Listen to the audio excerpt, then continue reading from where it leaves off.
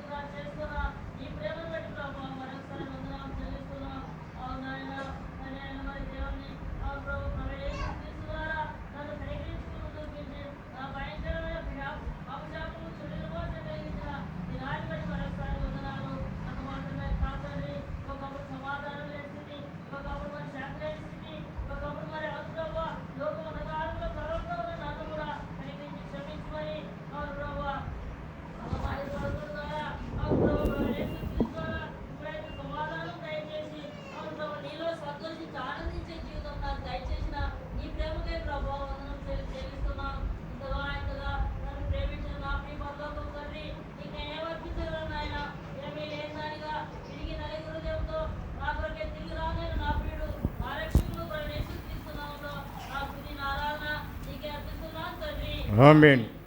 ప్రేమిన్ తండ్రి, నమ్మకమైన యేసుప్రభు సర్వాధికారి, గొప్ప దేవందన చెల్లిస్తున్నాం. నన్ను కూడా ప్రేమించిన దేవుడు తండ్రి, పాపం నుంచి శాపం నుంచి నిత్య నరకం నుంచి తప్పించిన దేవుడు తండ్రి, నశించిన దాన్ని వెతికి రక్షించడానికి మనుషు కుమారుడికి ఈ లోకానికి వచ్చిన దేవుడు తండ్రి. దేవా తన్మలి కుష్ఠరోగినే నన్ను, పాప కుష్ఠ తగ్గుతుండ నన్ను ప్రేమించే దేవుడు తండ్రి, నా పాప శిక్ష అంతా మీరు భరించారు. వందనాలు. నా కొరకు యుక్తకాలం ముందు తండ్రి మరణించినారు తండ్రి. శత్రువైన ఇంటిని నన్ను కూడా ప్రేమించే మిత్రుడిగా చేసినందుకు ఏం చెల్లించలేక నా స్తుతులు ఆరాధన యేసునామమున అర్పిస్తున్నాం తండ్రి. ఆమేన్. దయచేసి లేచినవ్వండి.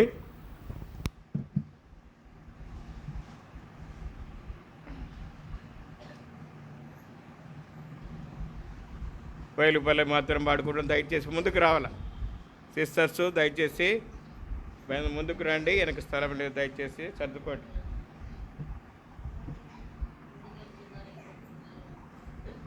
ముందుకు రండి అమ్మా.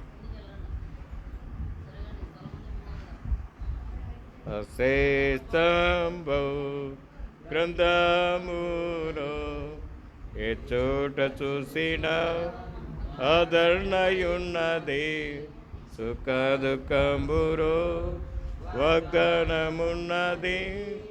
విశ్వాసముంచి ధ్యానించుడి, విశ్వాసముంచి ధ్యానించుడి. అశేషంభౌ గ్రంథములో ఏ చోట చూసినా ఆదరణయున్నది, సుఖ దుఃఖంబులో వాగ్దానమున్నది. విశ్వాసముంచి ధ్యానించుడి. విశ్వాసము చే ధ్యానించుడి. అశేస్తంభౌ గ్రంథమును ఏ చోట చూసినా ఆదరణయున్నది. సుఖ దుఃఖములో వాగ్దానమున్నది. విశ్వాసముంచి ధ్యానించుడి. విశ్వాసముంచి ధ్యానించుడి. దయచేసి కూర్చోండి.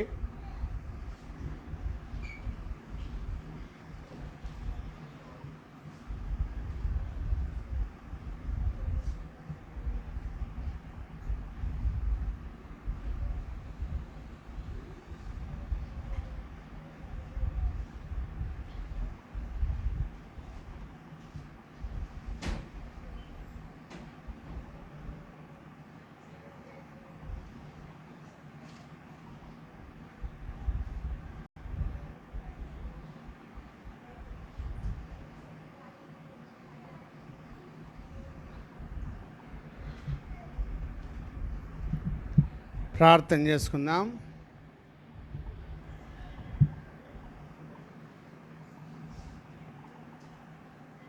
ప్రేమగల తండ్రి యేసు ప్రభు నామమున మీకు వందనాలు చెల్లిస్తున్నాం. ఇంతవరకు ఆరాధనలు మాకు తోడుగా ఉండి కాపాడినందుకు వందనాలు చెల్లిస్తున్నాం. సమయాన్ని దీవించండి, నన్ను కూడా కనికరించండి. నా నోటిని ముట్టండి, నా హృదయాన్ని ముట్టండి, మీ తలంపులు దయచేయండి. మా ప్రభువా, కొన్ని నిమిషాలు మీ వాక్యం ధ్యానిస్తుండగా సాయం చేసి కాపాడమని, యేసు నామమున యోగ్యమైన రీతిలో బల్లలో పాలు పొందినట్లుగా మాకు సాయం చేయమని యేసు నామమున ప్రార్థించి వేడుకున్నాం తండ్రి, ఆమేన్. కొంచెం సౌండ్ పెంచు. కొంచెం ముందుకు జరగండి అమ్మా, ముందుకు జరగండి.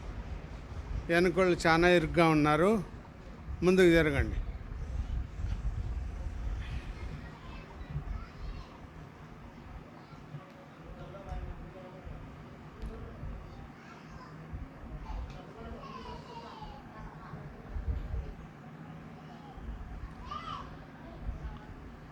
రూతు గ్రంథము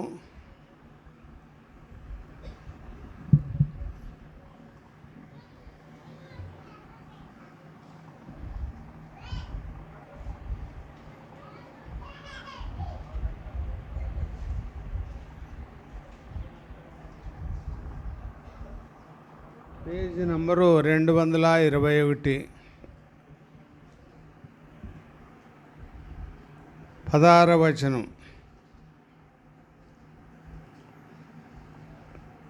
అందరూ కలిసి చదువుకుందాం. అందుకు రూతు, నా వెంబడి రావద్దనియు నన్ను విడిచిపెట్టమనియు నన్ను బతిమాలకొనవద్దు. నీవు వెళ్ళు చోటికే నేను వచ్చేదను, నీవు నివసించోటనే నివసించదను. నీ జనమే నా జనం, నీ దేవుడే నా దేవుడు. నీవు మృతి పొందు చోటను నేను మృతి పొందాను, అక్కడనే పాతి పెట్టబడదను. ఈ భాగంలో రూతు యొక్క తీర్మానము రాయబడింది. ఈమె తీర్మానాన్ని బట్టి దేవుడు ఈమెను ఏం చేసినాడు? సురక్షితముగా కాపాడినాడు. దేవుని చేత ఆశీర్వాదం పొందింది, దేవుని రెక్కల కింద సురక్షితముగా ఉంది. చూడండి, 2వ అధ్యాయము 12వ వచనం. యెహోవా నీవు చేసిన దానికి ప్రతిఫలమిచ్చును, ఇశ్రాయేలు దేవుడైన యెహోవా రెక్కల కింద సురక్షితముగా ఉండునట్లు నీవు వచ్చితివి. ఆయన నీకు సంపూర్ణమైన బహుమానము ఇచ్చేదనని ఆమెకు ఉత్తరం ఇచ్చాను. ఈమె చేసిన తీర్మానాన్ని బట్టి యెహోవా రెక్కల కింద సురక్షితముగా ఉన్నది. దేవుడు ఈమెకి ఏమిచ్చినాడు? ఆయన నీకు సంపూర్ణమైన బహుమానం ఇచ్చిన. ఈ వాక్యంలో బట్టి మనము అర్థం చేసుకునేది ఏమంటే, రూతు ఏం చేసిందో మనము కూడా అదే చేస్తే మనము కూడా మన జీవితకాలమంతయు దేవుని రెక్కల కింద సురక్షితముగా ఉంటాం. ఆయన మనకు సంపూర్ణమైన బహుమానం ఇస్తాడు. దేవుని రెక్కల కింద ఉంటే క్షేమము. కోడిపిల్ల తన తల్లి కోడి రెక్కల కింద ఉంటే గద్ద ఎత్తుకొని పోకుండా కాపాడుతుంది. కాబట్టి మనము మన జీవితంలో దేవుని రెక్కల కింద లోకంలో జీవించేది నేర్చుకోవాలి. అపాయం వచ్చినప్పుడు రెక్కల కిందకి రావాల. ఆయన రెక్కలు ఆరోగ్యము కలగజేయను అని రాయబడింది. ఆయన రెక్కల కింద సురక్షితంగా ఉండేది. కాబట్టి మనము మన జీవితంలో పిల్లుళ్ళైనా, యవనస్తులైనా, ముసలి వాళ్ళైనా, నడి వయస్కులైనా ఎవరైనా సరే దేవుని రెక్కల కింద ఉండేది నేర్చుకోవాలి. ఆయన ద్వారా మనము బహుమానం పొందాల. కాబట్టి మనము మన జీవితంలో రూతు చేసినట్లు మనం కూడా చేయాలి. విశ్వాసి రక్షణ పొందిన తర్వాత ఏం చేయాలి చెప్పండి? ఏం చేయాలమ్మా? ఒక తీర్మానం చేసుకోవాలా. నేను దేవుని వెంబడి వెళ్ళాలా, దేవునికి లోబడాలా, దేవుని మాట వినాలా, దేవుని మందిరానికి పోవాలా, దేవుని వాక్యాన్ని చదువుకోవాలా, దేవుని ప్రార్థన చేసుకోవాలా, దేవుని ఆరాధన చేయాలా అనే తీర్మానము మనలో ఉండాలా. ఒక తీర్మానం లేకపోతే ఏమీ చేయలేం. ఒక నిర్ణయం ఉండాలా. పెళ్ళి చేసుకోబోతుండగా ఒక నిర్ణయం ఉంటుంది, చేసుకుంటామా లేదా అనే నిర్ణయం ఉంటుంది. కాబట్టి మనము మన జీవితంలో తీర్మానం అనేది చాలా ప్రాముఖ్యము. ఆమె భర్త చనిపోయినాడు, ఆమె బావ చనిపోయినాడు, ఆమె మామ చనిపోయినాడు. అందరూ మోయాబు దేశానికి వెళ్ళి సమస్తము పోగొట్టుకున్నారు. నయోమి అంటే అర్థమేమి? మధురము అని అర్థం. మారా అంటే ఏమైంది? చేదుగా మారిపోయింది ఆమె జీవితము. మధురంగా ఉండే జీవితము చేదుగా మారిపోయింది. తిరిగి మధురంగా మారాలంటే ఏమి చేయాలి? కాబట్టి మనము మన జీవితంలో తీర్మానము చాలా అవసరం. యేసుని వెంట నేను వెంబడించుచున్నాను, నా సిలువను మోయుచు నేను వెంబడించుచున్నాను, తన హృదయానుసారునిగా ఉండుటకు సిద్ధపడుచున్నాను. యేసుని వెంట నేను వెంబడించుచున్నాను. ఈ తీర్మానము మనం కూడా చేయాల. ఈరోజైనా మనము ఈ తీర్మానం చేసుకుందాం. ప్రభువా, నీ వెంబడే వస్తాను. కష్టాలు వచ్చినా, నష్టాలు వచ్చినా, అవమానాలు వచ్చినా, నిందలు వచ్చినా, కరువు వచ్చినా, ఖడ్గం వచ్చినా, ఏమొచ్చినా కూడా నిన్నే వెంబడిస్తాను. రూతు తీర్మానం ఇదే. ఆమె రియలైజ్ అయింది, పశ్చాత్తపడింది. ఎందుకు ఇంత నష్టం వచ్చింది? మా అత్త వాళ్ళు దేవుణ్ణి విడిచిపెట్టి, బెత్లెహేమును విడిచిపెట్టి మోయాబు దేశానికి వచ్చి ఇక్కడే స్థిరపడినారు. అందుకే దేవుడు నష్టాన్ని ఇచ్చినాడని గుర్తించింది. మనం కూడా గుర్తించాల. మనం ఇంత బలహీనంగా ఉండడానికి కారణమేమి? ఇంత నిరాశలో ఉండడానికి కారణమేమి? ఎన్ని భయాలతో ఉండడానికి కారణమేమి? దేవుణ్ణి నేను వెంబడించలేదు, ఆయన చిత్త ప్రకారము నేను జీవించలేదు, ఆయన చెప్పిన మాటకు లోబడలేదు.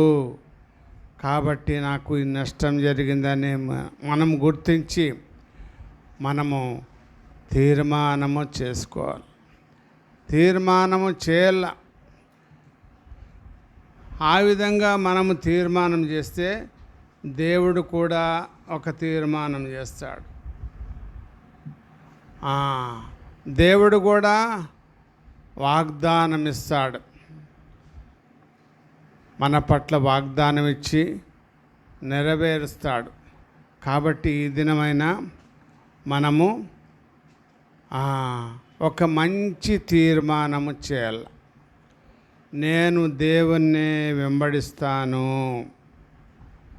ఏమైనా కానిగాక, పరీక్షలో ఫెయిల్ అయినా కానిగాక, అవమానాలు వచ్చినా సరే, దుఃఖం వచ్చినా సరే, లోకంలో రోగం వచ్చినా సరే, యాక్సిడెంట్లు అయినా సరే, ఏది ఏమైనా నా మట్టుకైతే బ్రతుకుట క్రీస్తే, చావైతే లాభము.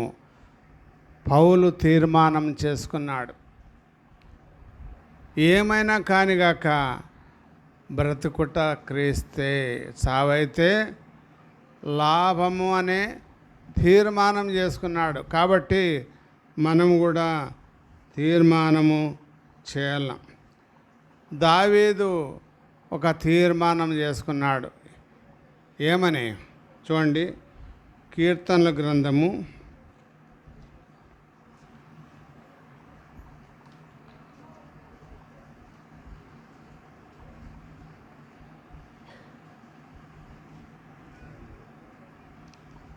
27.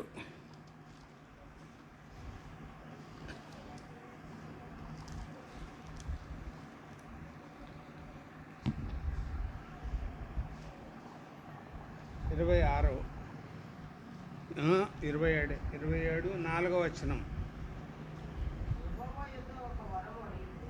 యెహోవా యొద్ద ఒక వరమడిగితిని, దానిని నేను వెతుకుచున్నాను. యెహోవా ప్రసన్నతను చూచుటకును, ఆయన ఆలయంలో ధ్యానించుటకును నా జీవిత కాలమంతయు యెహోవా మందిరంలో నివసింపగోరుచున్నాను. అంటే మందిరం అంటే చాలా ఇష్టం. మనం కూడా దేవుని మందిరంను ప్రేమించాల. దేవుని మందిరానికి క్రమంగా రావాల. దేవుని మందిరంలో ఏముంది? అపోస్తల బోధ, సహవాసము, రొట్టె విరుచుట, ప్రార్థన చేయటం ఉంది. దేవుని మందిరంలో ఏముంది? దేవుడున్నాడు. దేవుని మందిరంలో ఏముంది? దేవుని ఆశీర్వాదం ఉంది. దేవుని మందిరంలో ప్రార్థన ఉంది, ఆరాధన ఉంది. అంటే మన ఇంట్లో ఏముంది? ఆహారం ఉంది. మన ఇంట్లో ఏముంది? పడక ఉంది. మన ఇంట్లో ఏముంది? ఫర్నిచర్ ఉంది, మనకు ఉపయోగపడుతుంది. అట్లా మన ఇల్లు ఏ విధంగా మన శరీరానికి ఉపయోగపడే వస్తువులు ఆ విధంగా ఉపయోగపడుతుందో, మన ఆత్మీయతకు అవసరమైన వస్తువులన్నీ దేవుని మందిరంలో ఉన్నాయి. కాబట్టి రెగ్యులర్గా మనము మన జీవితంలో ప్రతి కూడికకు రావాలి. ఎక్కడన్నా ఆబ్సెంట్ కాండి, కానీ దేవుని మందిరానికి మాత్రము ప్రతి వార కూడికలకు రావాలా, ఆదివారము రావాలా. వాళ్ళు రాలేదులే నేను పోను, వాళ్ళు రాలేదులే అనుకోకూడదు. మనంతకు మనము ఎవరంతకు వాళ్ళు రావాల. దేవుని మందిరంలో దేవుని వెలుగుంది. దేవుని మందిరంలో నీ హృదయాన్ని వెలిగిస్తాడు, నీ జీవితానికి మార్గము చూపిస్తాడు, నీకు ఆలోచన చెప్తాడు. దేవుడు ఆలోచన చెప్తాడు. కాబట్టి మనము మన జీవితంలో దావీదు తీర్మానం ప్రకారము నా జీవిత కాలమంతయు నేను దేవుని మందిరంలో నివాసము చేయుచున్నాను. మన ఇంట్లో మనం ఎట్లా నివాసం చేస్తాము? ఆత్మీయంగా ఎదగడానికి, స్థిరపడడానికి దేవుని మందిరము ఉంది. ఒక పిల్లోనికి చిన్న వయసులోనే మెంటల్ వచ్చిందంట. ఏ డాక్టర్ చూపించినా మేలు కాలేదంట. కొంతమంది ఏం సలహా చెప్పినారంటే, ఆ చర్చికి పిలుచుకపోండి, దేవుడు ఏమన్నా మేలు చేస్తాడో అని చెప్పినాడు. చెప్తే ఏమైంది? వాళ్ళు కొద్ది రోజులు పిలుచుకొని పోయినారు. తర్వాత ఆ పిల్లోన్నే 10 రూపాయలు ఇస్తే పోతా అంట చర్చికి. ఆ విధంగా ఆ పిల్లవాడు మందిరానికి వచ్చి, అర్థమవుతుందో అర్థం కాలేదో కానీ దేవుని వాక్యం తర్వాత కొద్ది రోజులకి మెంటల్ అంతా పోయిందంట. మామూలుగా తయారైపోయినాడు. కాబట్టి ఎవరు చేసినారు ఈ మేలు? ఏం మందు తీసుకున్నాడు? ఎక్కడ తీసుకోలేదు. ఊరికే దేవుని మందిరానికి వచ్చినాడంతే. ఒక చోట తాత మనవడు ఉన్నా అంట. ఇద్దరే, ఎవరూ లేరు. వాళ్ళు ఒక రైల్వే స్టేషన్ పక్కన చిన్న గుడారం వేసుకొని నివాసము చేస్తూ ఉండారంట. ఆ దినాల్లో బొగ్గులతో నడిచే రైళ్ళు ఉండేటివి. వాళ్ళు రైల్వే మాస్టర్ని అడిగి, సార్ మాకు ఏదన్నా పని ఇప్పిందంటే, బొగ్గులు మోసే పని, కింద నుంచి బొగ్గులు తీసుకుపోయి రైలు ఇంజన్లోకి పోయాలన్నమాట. అది వాళ్ళ పని. ఆ విధంగా ఒప్పుకున్నారు. గంపతో మొయ్యల్లా చేస్తూ ఉంటే వాళ్ళు ఆదివారం మటుకు చర్చికి పోతారు. ఇద్దరు, తాత మనవడు. ఓ రోజు మనవడు ఉండుకొని, తాత నువ్వు కూడా పో మందిరానికి, నేను రాను. ఎందుకంటే నాకు ఆ సేవకుడు ఏం వాక్యం చెప్తాడో ఒక వాక్యం కూడా అర్థం కాదు నాకు. నేను వచ్చి ఊరికే వచ్చి కూర్చొని రావాలా, నీకు అర్థమవుతుందేమో కానీ నాకు అర్థం కాదు అన్నాడు. అప్పుడు అట్లనా అని చెప్పి గంప తీసుకో అన్నాడు. గంప తీసుకున్నాడు మనవడు. పోయి ఆ కాలువలో నీళ్లు ముంచుకొని వచ్చి ఈ కుండలోకి పోయి ఆ కాలువ బారుతూ ఉన్నది, పెద్ద కాలువ వాళ్ళ ఉండే దగ్గరే కొంచెం. ఆ నీళ్లు ముంచుకొస్తే వచ్చేదలుగా అన్నీ కారిపోతాయి.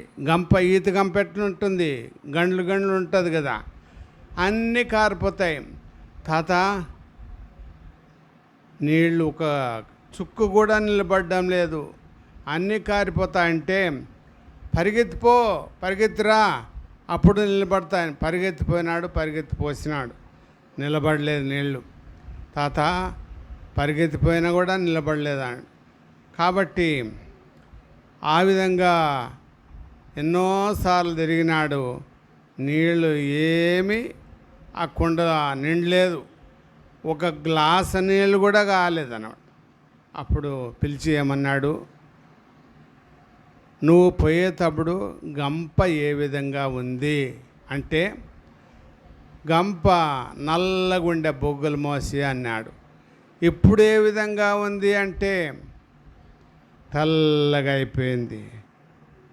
అంతే కదా, నువ్వు కూడా మందిరానికి వచ్చే దేవుడు నీ హృదయాన్ని నల్లగా ఉండే నీ హృదయాన్ని తెల్లగా చేస్తాడు. కాబట్టి నీకు అర్థం కాకపోని దేవుని మందిరానికి వచ్చి దేవుని వాక్యాన్ని వినుట వలన విశ్వాసము కలుగును. దేవుని వాక్యం వినడం ద్వారా విశ్వాసం వస్తుంది. మనుషుల మాటలు వినొద్దండి. మనుషులు ఒక్కొక్కరు ఒక రకంగా చెప్తారు. మనుషుల మాటల్లో స్వార్థం ఉంటుంది, పాపం ఉంటుంది, డైరెక్షన్ మారుస్తారు వాళ్ళు. కాబట్టి మనము మన జీవితంలో ఆ విధంగా పిల్లవాడు అప్పటి నుంచి దేవుని మందిరానికి వచ్చి దేవుని ద్వారా రక్షణ పొంది మారు మనసు పొంది ఎంతో గొప్ప విశ్వాసైనాడు. కాబట్టి మనము మన జీవితంలో మందిరానికి రెగ్యులర్ అటెండెన్స్ ఉండాల, వార కూడికలకు రావల్ల, ఆదివారము రావల్ల. నా జీవిత కాలమంతయు నేను యెహోవా మందిరంలో నివసింపగోరుచున్నాను అంటాడు. కాబట్టి మనము ఒక నిర్ణయం తీసుకోవాలి. ఇది నిర్ణయం, నేను దేవుని మందిరానికి పోవాలా అనే నిర్ణయము తీసుకోవాలా.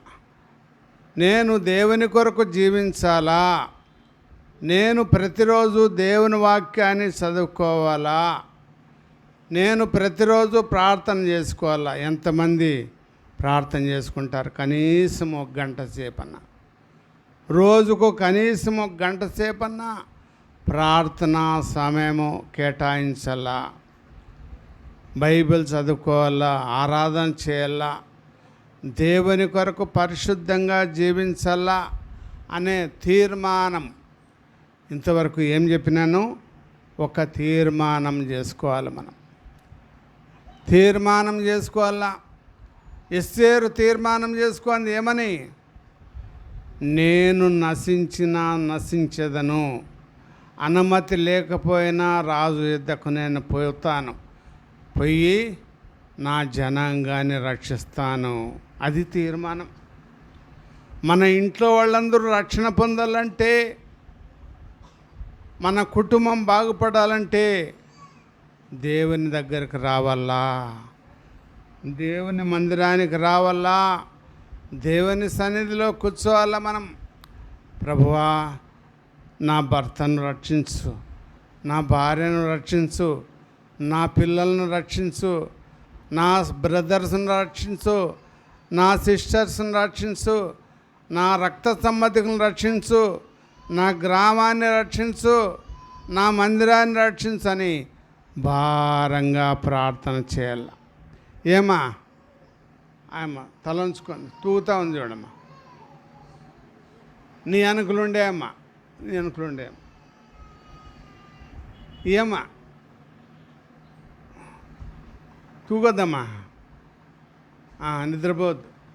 కాబట్టి మనము మన జీవితంలో రూతు వలె మనం కూడా యేసు ప్రభువును ఆమె తన అత్తను వెంబడించింది. అత్త ఎక్కడ పోతుంది? బెత్లెహేముకు పోతుంది. నీ జనమే నా జనము, నీ దేవుడే నా దేవుడు, నీవు నివసించే చోటనే నేను నివసిస్తాను. కాబట్టి దేవుని వాక్యంలో ఏముంది? మరణం వరకు నమ్మకంగా ఉండము, నేను నీకు జీవ కిరీటం ఇచ్చేదను. ప్రకటన 1:10లో ఉంది. ఇంకొక వాక్యం ఏముంది? నేను వచ్చు వరకు నీకు కలిగిన దాన్ని గట్టిగా పట్టుకొనము. గట్టిగా పట్టుకోవాలా. దేన్ని గట్టిగా పట్టుకోవాలి మనము? డబ్బునే, లేకపోతే బట్టలనే, లేకపోతే తిండినే? దేన్ని గట్టిగా పట్టుకోవాలా? దేవుని ప్రార్థనను గట్టిగా పట్టుకోవాలా, దేవుని మందిరాన్ని గట్టిగా పట్టుకోవాలా, దేవుని వాక్యాన్ని గట్టిగా పట్టుకోవాలా, దేవుని ఆరాధన గట్టిగా పట్టుకోవాలా. నేను వచ్చే వరకు నీకు కలిగిన దానిని గట్టిగా పట్టుకుని, లేకపోతే జారిపోతుంది, చేపల మాదిరిగా జారిపోతుంది. విశ్వాసాన్ని గట్టిగా పట్టుకోవాలా. ఆ విధంగా మనం పట్టుకుంటే మనము స్థిరంగా ఉంటాం. ఇంతవరకు దేని గురించి చెప్పినాము? తీర్మానం అనేది మన జీవితంలో ఉండల్లా. నేను యేసు ప్రభువునే వెంబడిస్తాను, కుడికి కానీ ఎడమకు కానీ వెనుక కానీ తిరగను, ముందుకే పోతాను. నా ప్రభు ముందున్నాడు, నేను వెనక. నా ప్రభువునే వెంబడిస్తాను. మరణం వరకు నా జీవితంలో వెంబడిస్తాను. నేను ఒక చోట సేవ చేస్తా ఉంటే ఆ ఊర్లో ఒక ఆమె ఉండే, ఆ పేరు ఎందుకులే, ఆమె అందరికన్నా మందిరానికి ముందుగా వస్తుంది, అందరికన్నా ముందుగా ఆరాధన చేస్తుంది, బల్లలో పాలు పొందుతుంది, అంత బాగుంటుంది. కానీ ఇంటికి పోయిన తర్వాత గ్లాసులోకి సారాయి పోసుకొని తాగుతుంది. ఏం చేయాలి మనం? ఒకరోజు నేను నా భార్య విజిటింగ్ పోయినాము. పోతే ఆమె కొడుకు కూర్చొని లెస్సగా తాగుతూ ఉండారు సారాయి. మమ్మల్ని చూసి వెనక్కి పెట్టుకొని, ఏమక్క అది అంటే, మీకు సంబంధం లేదులే అన్న అంటుంది. ఏమన్నా? మీకు సంబంధము లేదులే అన్న, అది వేరేలే అని. ఆహా అనుకొని ప్రార్థన చేసి అప్పుడు వచ్చినాను.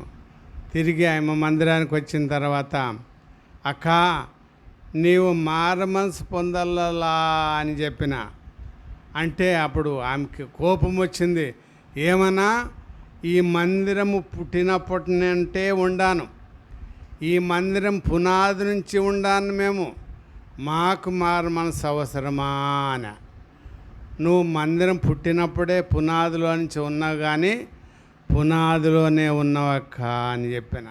పైకి రాలే, పునాదిలోనే ఉండావు అని అంటే ఆమె నానా రకాలుగా మాట్లాడి వెళ్ళిపోయా.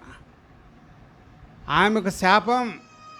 దేవుని మందిరానికి వచ్చి బయటికి పోయి పాపం చేస్తే దేవునికి మనిషికి శాపం అన్నమాట, రెండంతల పాపం. కాబట్టి మనము యథార్థంగా జీవించేది నేర్చుకోవాలి. మందిరంలో ఎట్లుంటామో బయట కూడా అట్లే ఉండాలా. బయట ఇష్టానుసారంగా మాట్లాడేది మందిరానికి వచ్చి ప్రైజులాడి చెప్పేది బాగలేదు. తన ఎడల యథార్థ హృదయం గలవారిని బలపరచుటకై యెహోవా కన్నుదృష్టి లోకమందంతటా సంచారము చేయుచున్నది అని రాయబడింది. కాబట్టి మనము మన జీవితంలో ఒక తీర్మానం చేసుకుందాం. నీ తీర్మానాన్ని బట్టే నీ జీవితం ఆధారపడి ఉంటుంది. నేను ప్రతిరోజు ప్రార్థన చేసుకోవాలా, వార కోడికలకు క్రమంగా పోవాలా, ఆదివారం ఇన్ టైంలో మందిరానికి పోవాలా. కొంతమంది 9:30 అంటే 10:30, కొంతమంది 11, కొంతమంది 12, కొంతమంది బల్ల తీసుకొని దౌడొస్తారు. ఒక ఆమె నేను సేవ చేసేటప్పుడు ఒక సంఘంలో ఉన్నప్పుడు ఆమె కరెక్ట్గా 1 గంటకు వస్తూ ఉండే. కూర్చొని 1:10 కల్లా బల్ల తీసుకుంటా ఉండే. ద్రాక్షారసం తీసుకొని వెంటనే పరిగెత్తిపోతూ ఉండే. ఆమె ఉండేది 15 నిమిషాలే మందిరంలో. ఆమె కొడుకుని అడిగితే, ఏమ్రా మీ అమ్మ 1 గంటకు వస్తుంది, 1:20 కల్లా పోతుంది బల్లలో పాలు పొంది. ఏమి కారణం అంటే 1:20 కరెక్ట్గా సీరియల్ వస్తుంది అంకుల్, సీరియల్ చూడాలా. సీరియల్ దేవుని మందిరం కన్నా సీరియల్ ముఖ్యమా మనకి? కాబట్టి మనము మన జీవితంలో దేనికి ప్రాధాన్యత ఇవ్వకూడదు. దేవునికి తప్ప మరి దేనికి ప్రాధాన్యత ఇవ్వకూడదు. సెల్ ఫోన్కి ప్రాధాన్యత ఇస్తున్నావా? టీవీకి ప్రాధాన్యత ఇస్తున్నావా? నీ తల్లికి ప్రాధాన్యత ఇస్తున్నావా? తండ్రికి ప్రాధాన్యత ఇస్తున్నావా? దేనికి ప్రాధాన్యత ఇస్తున్నావో తీర్మానం చేసుకో. దేవునికి ప్రాధాన్యత ఇస్తే మంచిది. ఇంతవరకు చెప్పిన వాక్యము దేని గురించి చెప్పినాను? తీర్మానము. తీర్మానము, ఒక మంచి తీర్మానము ఒక మనిషి జీవితాన్ని మారుస్తుంది. కాబట్టి మనము మన జీవితంలో ఈ కాలానికన్నా దేవుని రాకడ సమీపంలో ఉన్నాము. ఎన్నో కరువులు వస్తూ ఉన్నాయి, కోవిడ్-19లు ఎన్నో వచ్చినాయి. మనం ఇంకా భూలోకంలో ఉన్నాము. ఈ రోజుకైనా ఒక మంచి తీర్మానము చేసుకుందాం. ఒక మంచి తీర్మానం చేసుకుంది కాబట్టి ఆమె యెహోవా రెక్కల కింద సురక్షితముగా ఉంది. దేవుని ద్వారా ఆమె సంపూర్ణమైన బహుమానము పొందింది. రెండవది రూతు గ్రంథము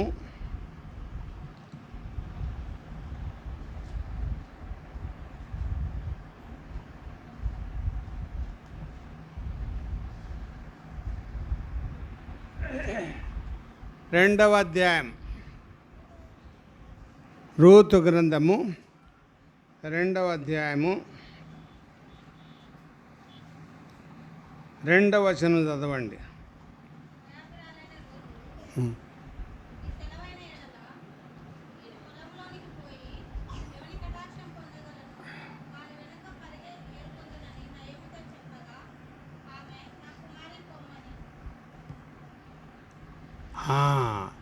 నీ సెలవైన ఎడల అని వృద్ధాపంలో ఉండి అత్తను అడుగుతా ఉంది. ఈ దినాల్లో ఎవరుంటారు చెప్పండి? ఆ ముసలాంని ఏం అడగాలే, ఆ పెద్ద ఆయన్ని ఏం అడగాలే, నేనే పోదాం.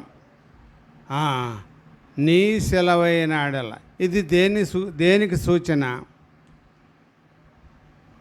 లోబడుతూ ఉంది. తన అత్తకు లోబడి జీవిస్తూ ఉంది.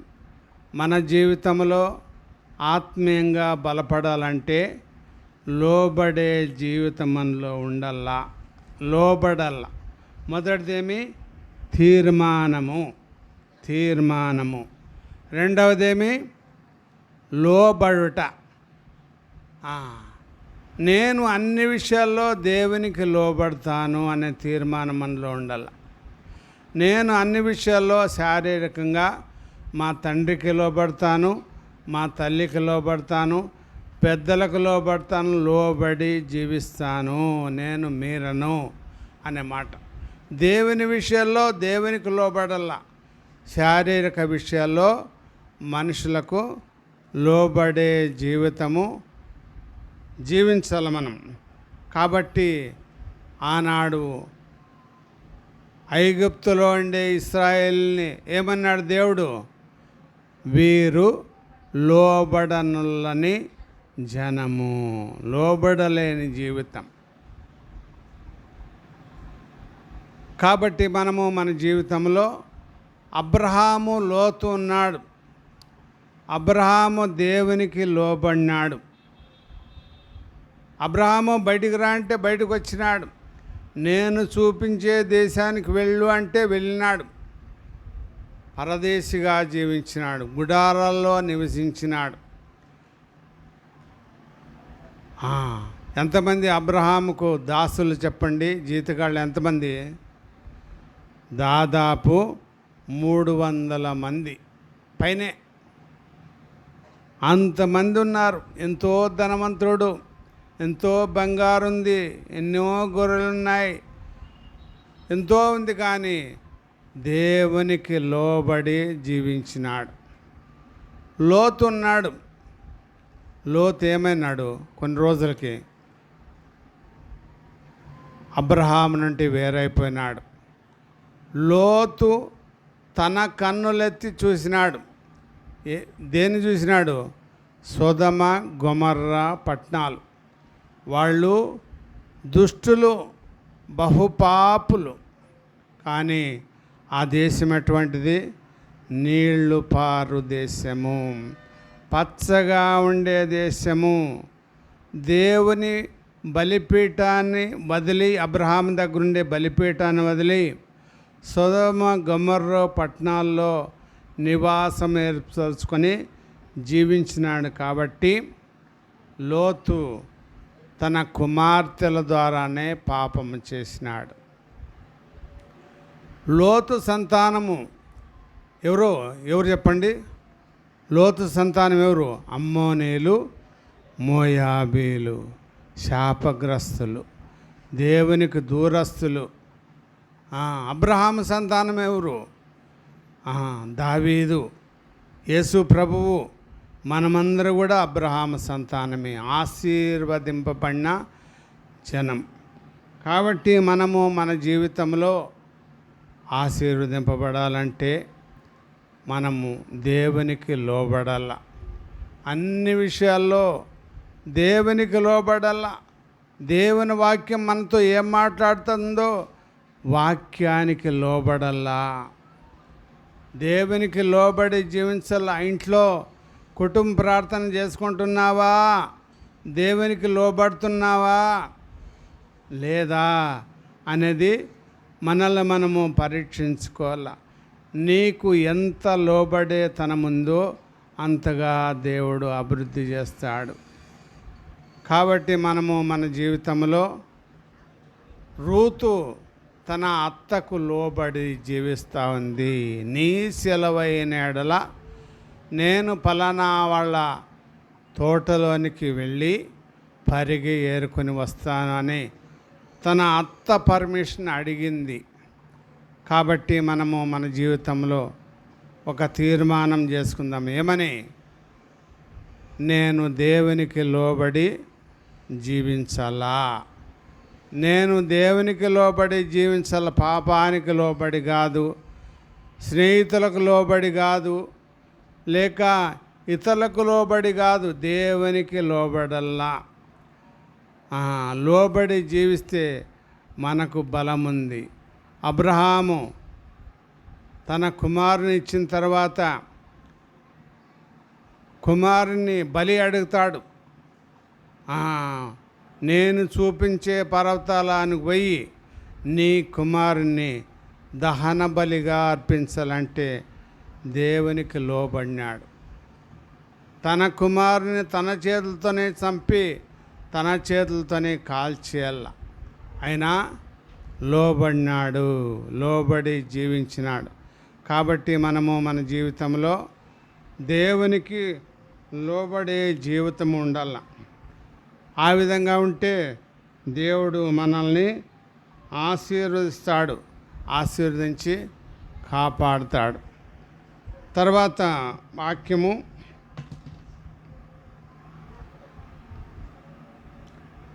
7వ వచనం, 2వ అధ్యాయం 7వ వచనం చదవండి.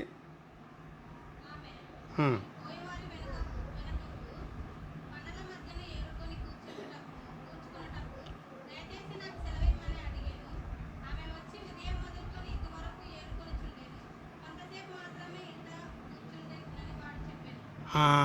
ఏమి ఉదయము మొదలుకొని సాయంకాలం వరకు ఏరుకొనుచుండెను. ఇది ఏమి సూచన? కష్టపడి పనిచేసే మనస్తత్వము. మన జీవితంలో కూడా దూరమైన దగ్గరైనా, నడుచుకొని వచ్చేదైనా, ఆటోలో వచ్చేదైనా, బస్సులో వచ్చేదైనా కష్టపడి దేవుని మందిరానికి రావాల. ఉదయం మొదలుకొని సాయంకాలం వరకు రూతు కష్టపడింది. కష్టం ద్వారానే ఫలితం. ఒక ఆయన ఒక పల్లెటూరులో అంట. ఆయనకు 5 ఎకరాల భూమి. ఆ భూమిలో బోరేసినాడు, నీళ్ళు పడినాయి. మామిడి చెట్లు పెట్టినాడు, మామిడికాయలు కాసినాయి. ఒకడే కొడుకు. తన కొడుక్కి ఎటువంటి భార్య వస్తుందో అనే చింత. కాబట్టి ఏం చేసినాడు, ఇట్లే ఎండాకాలము మామిడికాయలు బీక్కొని తన కుమారునికి పెళ్లి చేయాలని అనుకున్నాడు. ఎట్లా భార్య వస్తుందో ఏమో అని మామిడికాయలు బీక్కొని బండిలో వేసుకొని అమ్మడానికి పోయినాడు అన్నమాట. ఒక పల్లెటూరుకు పోయినాడు. పోతే మామిడికాయలమ్మ మామిడికాయలు, డబ్బులకు కాదు, గింజలకు కాదు, కానీ మీ ఇంట్లో ఉండే చెత్తను ఊడ్చి తీసుకుని రావాలా, ఆ చెత్తను బట్టి మామిడికాయలు ఇస్తాను అని చెప్పినాడు. అప్పుడు ఆయన ఏం చేసినాడంటే చాలామంది ఇల్లు ఊడ్చినారు. అప్పుడే చెత్తను తెస్తూ ఉన్నారు, మామిడికాయలు తీసుకొని పోతా. ఒక ఆమె చాట నిండా తెచ్చిందంట. ఆమెకు ఎక్కువ మామిడికాయలు వచ్చినాయి. ఈ విధంగా చెత్తను ఊడ్చి తెచ్చి మామిడికాయలు తీసుకొని పోతున్నారు. ఒక ఆమె ఆమె ఇంట్లో చెత్త లేదంట. రోజుకు 3 సార్లు ఊడుస్తుందంట. ఇంత చెత్త తెచ్చింది. ఏమా ఇంత కొంచెం తెచ్చినావే, నీకెన్ని మామిడికాయలు ఇయ్యల్లా అని చెప్పినాడు. మా ఇంట్లో చెత్త లేదన్నా, నేను కష్టపడి 3 పూట్ల ఊడుస్తాను నేను, కాబట్టి మా ఇంట్లో ఉండి తెచ్చినాను అంటే. ఆమె యవనస్తురాలు, పెండ్లిగానే ఆమెను ఎగాదిగా పైనుండి చూసి, నువ్వు 3 పూట్ల ఊడ్చి కష్టపడతావు అని చెప్పి ఆమెకు ఆ కొంచెం చెత్త తీసుకొని ఆ చాట నిండా మామిడికాయలు పెట్టినాడు. మామిడికాయలు ఇచ్చి మీ ఇల్లు ఎక్కడమ్మా అంటే ఆమె చూపించింది. వాళ్ళ ఇంటి దగ్గర పోయినాడు. ఆ మామిడికాయలన్నీ ఇచ్చినాడు చాట నిండా. అప్పుడు సంబంధం మాట్లాడినాడు. మీ పాప మా కుమారునికి చేసుకుంటాము. మీ పాప కష్టపడే రకమని అర్థమైంది నాకు, కాబట్టి మా కుమారునికి ఒకడే ఒక కుమారుడు. నాకు మామిడి తోప 5 ఎకరాలు ఉంది, మామిడికాయలు కాస్తున్నాయి, కాబట్టి నేను ఆ కుమారునికి పెళ్లి చేయాలని మాట్లాడినప్పుడు వాళ్ళు ఒప్పుకున్నారు. ఇరువురు మాట్లాడి పెళ్లి చేసి వాళ్ళ కుటుంబం ఎంతో సంతోషంగా ఉంది. ఆమె ఏం చేస్తుంది? ఆమె కష్టపడి పని చేస్తుంది. మనం కూడా మన జీవితంలో కష్టపడి పని చేయాల. మన ఇంట్లో పని కానీ కష్టపడి పని చేయాల.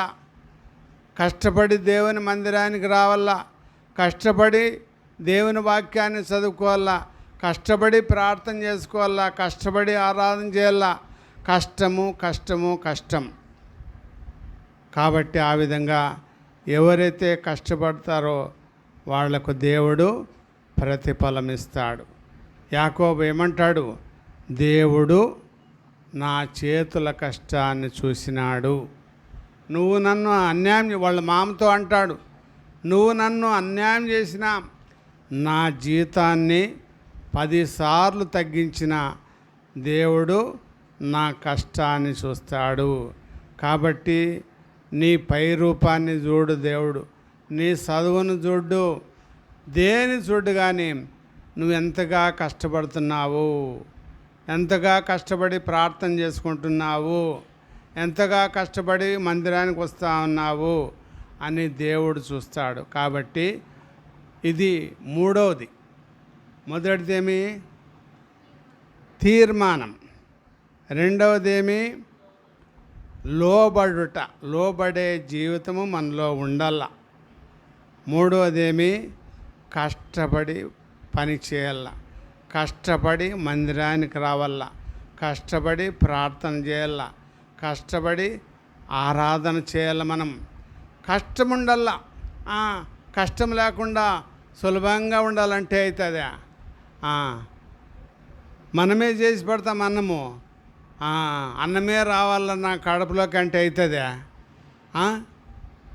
కష్టపడి లేయల్లా, ప్లేట్ కడుక్కోవాలా, పెట్టుకోవాలా, కూర వేసుకోవాలా, నీళ్ళు తీసుకోవాలా, తినల్లా, అప్పుడు కడుపు నిండుతుంది. కాబట్టి మనం కూడా మన జీవితంలో కష్టపడే జీవితం మనలో ఉండాల. ఆ విధంగా ఉంటే దేవుడు మనల్ని ఆశీర్వదిస్తాడు, తన రెక్కల కింద మనల్ని దాచుకుంటాడు, మనకు సంపూర్ణమైన బహుమానం ఇస్తాడు. తర్వాత 14వ వచనం, 2వ అధ్యాయము 14వ వచనం చదవండి.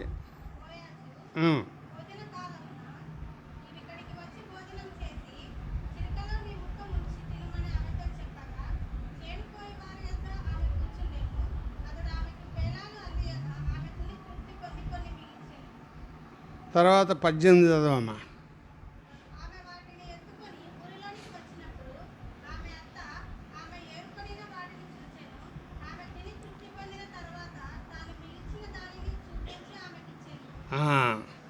చూడండి,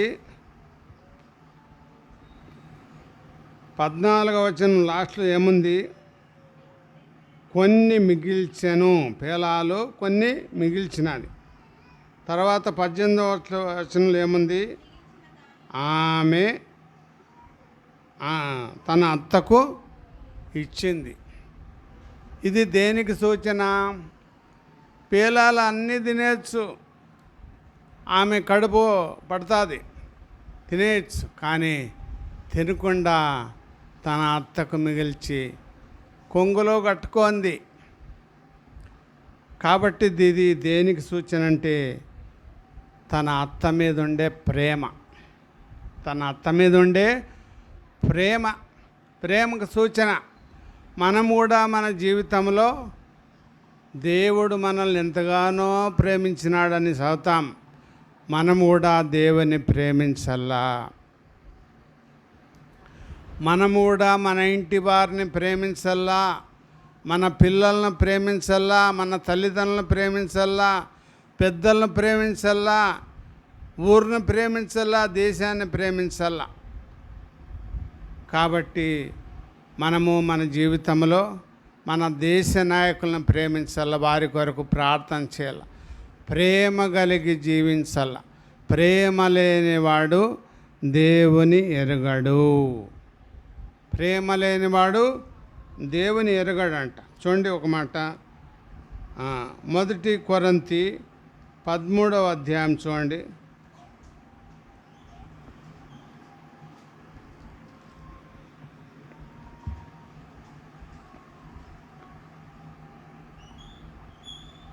నాలుగవ వచనం, ప్రేమ దీర్ఘకాలము సహించును.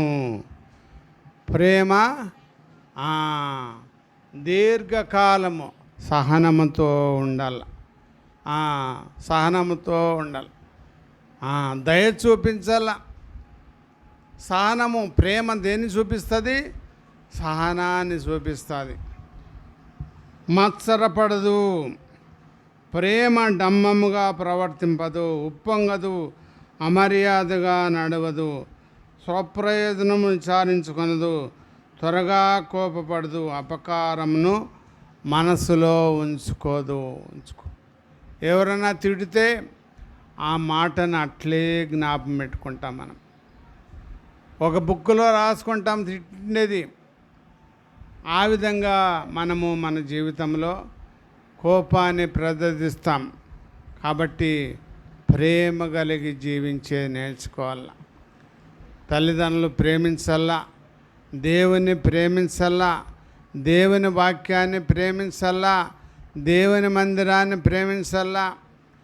ఎప్పుడైనా దేవుని మందిరానికి ఎన్ని మిరపకాయలు కానీ వంకాయలు కానీ కూరగాయలు కానీ తెచ్చినారా? ఎట్లా దేవుని మందిరాన్ని ప్రేమించాలంటే అర్థమేమి? దేవుని మందిరం అక్కర తీర్చల్లా, దేవుని సేవకుల అక్కర తీర్చల్లా. మనం మన జీవితంలో దావీదు దేవుని మందిరం కోసము బంగారు ఇచ్చినాడు, తన సొంత బంగారు ఇచ్చినాడు, ఇనుము ఇచ్చినాడు, ఉక్కు ఇచ్చినాడు, కలప ఇచ్చినాడు, రాళ్ళు ఇచ్చినాడు. అన్నీ సిద్ధం చేసి తన కుమారుడైన సొలొమోనుకు అప్పగించినాడు. దేవుని మందిరం పట్ల అంత ఆసక్తి ఉండేదన్నమాట. కాబట్టి మనం కూడా మన జీవితంలో దేవుని మందిరంలో ఏం అక్కర ఉంది అనేది గుర్తించాలా.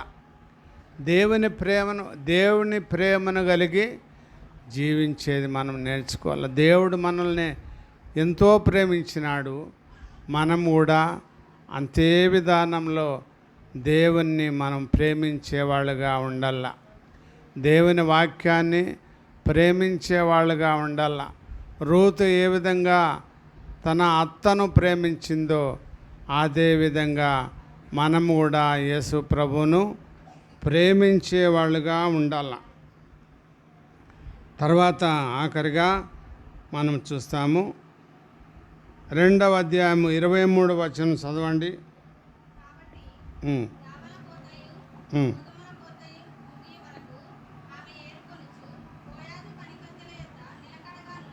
ఏ బాబు కూర్చో, లేచిపోకూడదు అట్లా మధ్యలో. నిలకడగా ఉండాల. కొంతమంది ఒక నెల బాగా వస్తారు, మళ్ళా నెల రారు. జనవరిలో వస్తారు, ఫిబ్రవరిలో రారు. దేవునిలో మనము నిలకడగా ఉండాలా. బలహీనం కాకూడదు, వాళ్ళ మాటలు వీళ్ళ మాటలు వినకూడదు. యేసు వైపు చూస్తూ ముందుకు సాగాల. నిలకడగా ఉండడి, ధైర్యముగా ఉండడి, నిలకడగా ఉండడి అన్నాడు దేవుడు. కాబట్టి ఆమె నిలకడగా ఉంది. అక్కడెక్కడ పోలే, ఎవరిని చూడలే, ఏమి చేయలేదు. దేవుని రాకడ వరకు ఆమె తన పొలంలో నిలకడగా పనిచేస్తూ ఉంది. కాబట్టి మనం కూడా దేవునిలో నిలకడ కొంతమంది ఈ పొద్దు కుటుంబ ప్రార్థన చేస్తే మళ్ళా 3 దినాలు చేయరు, నిలకడ లేదు. ఈ పొద్దు మందిరానికి వస్తే రేపు రారు, రేపు వారం రారు, నిలకడ లేదు. ఈ పొద్దు వాక్యాన్ని చదువుకుంటే మళ్ళీ ఎప్పుడో వాక్యం చదువుకుంటారు. ఈ పొద్దు సువార్తకు వస్తే మళ్ళీ ఎప్పుడో సువార్తకు వస్తారు. కాబట్టి మనము మన జీవితంలో నిలకడ అనేది ఉండాలి. తర్వాత 3వ అధ్యాయము 10వ వచనం చదవండి.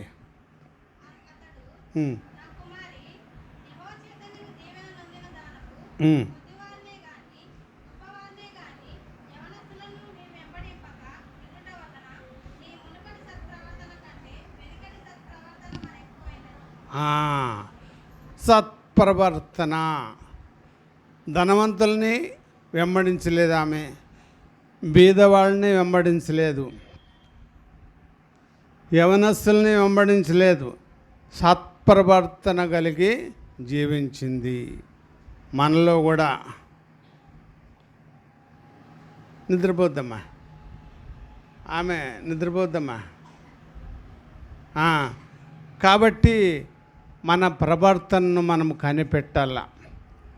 మన ప్రవర్తన ఎట్లుంది, నా మాటలు ఎట్లున్నాయి, నా చూపులు ఎట్లున్నాయి, నా మార్గం ఎట్లుంది, మనల్ని మనము పరీక్షించుకోవాలి. ఇతరులను పరీక్షించేది కాదు, మనల్ని మనము పరీక్షించుకునేలా తీర్పు పొందకపోదము.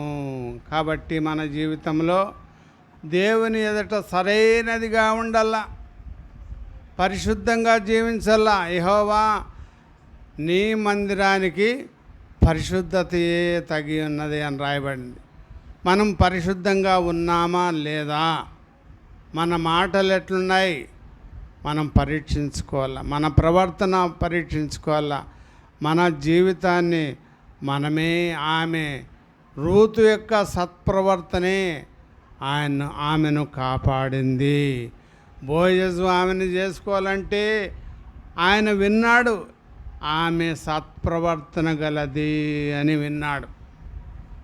కాబట్టి బోయజు ఎటువంటి వాడు అంటే మంచివాడు, బ్రతికిన వారికి చచ్చిపోయిన వారికి అందరికీ మేలు చేసేవాడు ఆయన.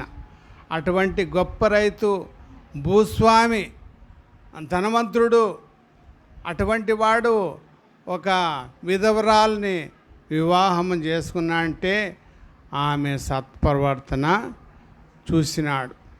ఆమె తన అత్తకు చేసిందంతా చూసినాడు, తన దేవునికి చేసిందంతా చూసినాడు, ఆమె భక్తిని చూసినాడు, ఆమె భయాన్ని మనం చూసినాడు. కాబట్టి మనము మన జీవితంలో ఈ మాటలన్నీ జ్ఞాపకం చేసుకోవాలి. మొదట ఏ మాట?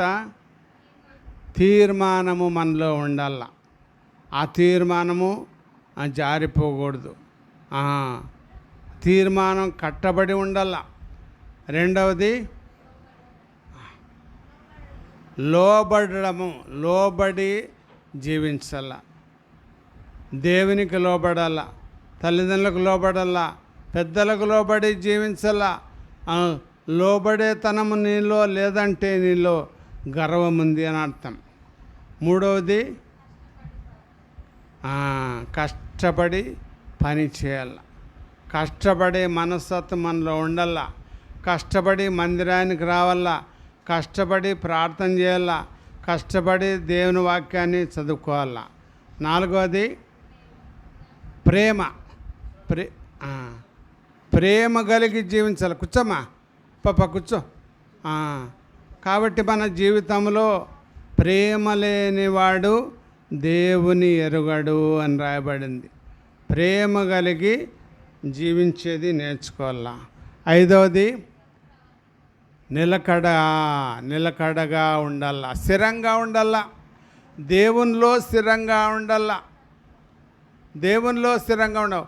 కొన్ని రోజులకు మారిపోయినా భక్తి తగ్గిపోయిందన్న అంటాడు. నాకు ఒక విశ్వాసి తెలుసు.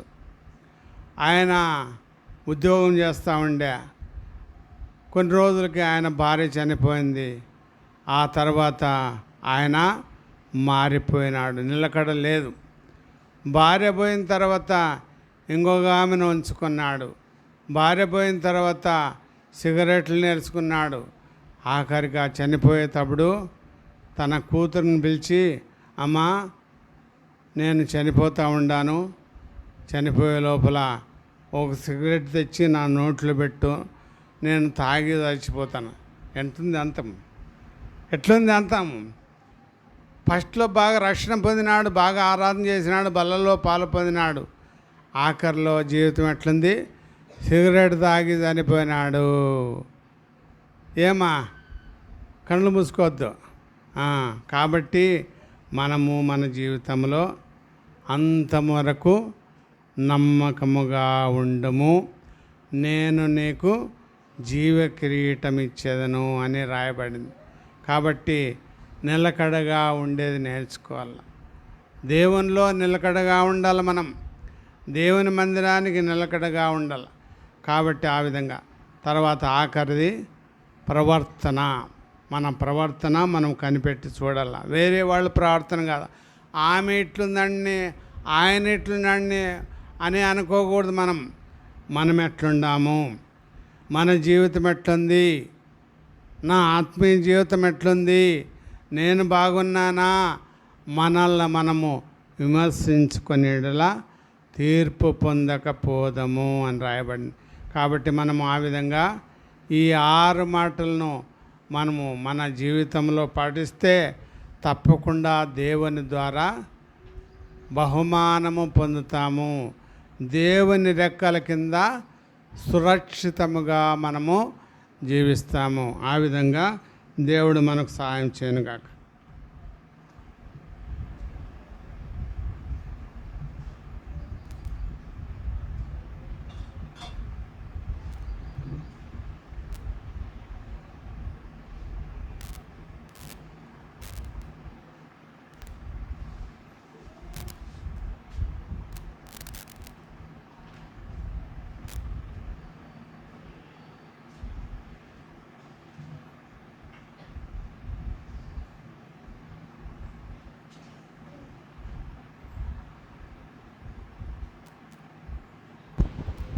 మోకరించండి, కళ్ళు మూసుకోండి, అటు ఇటు చూడొద్దండి, బయట కూడా తిరగొద్దండి. దయచేసి దేవుని సన్నిధిలో ఉన్నాం. దేవుని యొక్క వాక్యం విన్నాం. వాక్య వేలులో మనము పరీక్షించుకునే వారంగా ఉంటున్నాం. ప్రతి విషయాల్లో దేవుడు మళ్ళీ 6 విషయాలు మన జ్ఞాపం చేసుకుని వచ్చిన వాడుగా ఉంటున్నాడు. అనగా మనం సరి చేసుకొని చక్కగా చేసుకొని ప్రభువులలో ఏకంగా వాళ్ళు పొందాలని దేవుడు హెచ్చరిక చేసిన వాడుగా ఉంటున్నాడు. మనం పరీక్షించుకుందాం.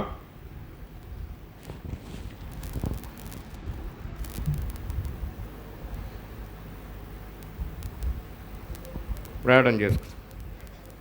ప్రేమించండి, నమ్మకమైన జింగల్ దేవా, సర్వాధికారి, గొప్ప దేవందున చెల్లిస్తున్న ఋతుగంధంలో